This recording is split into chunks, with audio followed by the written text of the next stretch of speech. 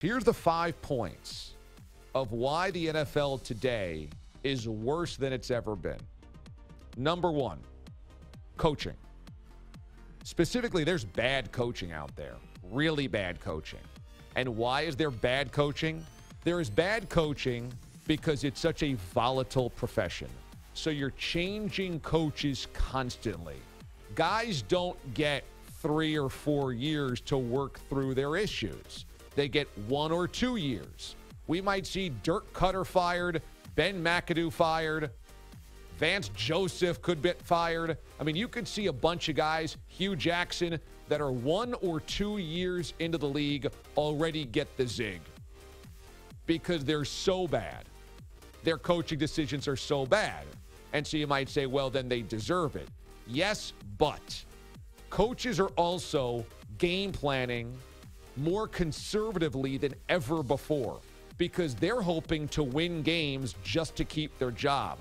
They're not looking to build anything. Hugh Jackson would give an appendage right now for a W.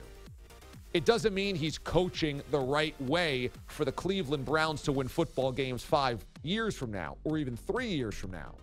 Yesterday at MetLife Stadium, Ben McAdoo and play caller Mike Sullivan tried to win a football game 7-3. That was their whole goal, to win a football game 7-3. And obviously, that's not going to work. Number 2, selfishness. More than ever before, players are selfish. Joe Mixon wants more touches. Martavis Bryant wants to be traded. TJ Ward wants more plays. These guys are not in it for the long haul. They're in it for themselves. DeShone Kizer partying until 1 a.m. a couple of nights ago. This is a generation of players that want it their way.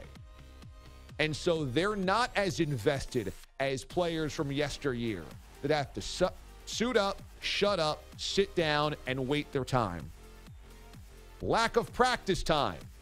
Because of the new collective bargaining agreement, you can't have two-a-days. You can't have physicality during the summer. You basically can't practice much.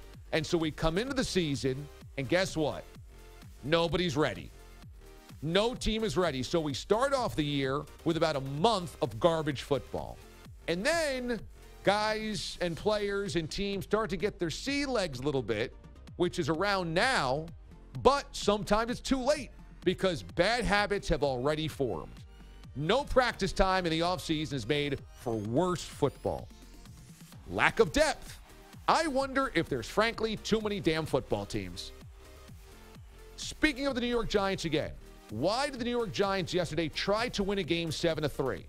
Number 1, their wide receivers are injured. Number 2, their offensive line isn't very good. Well, let me ask.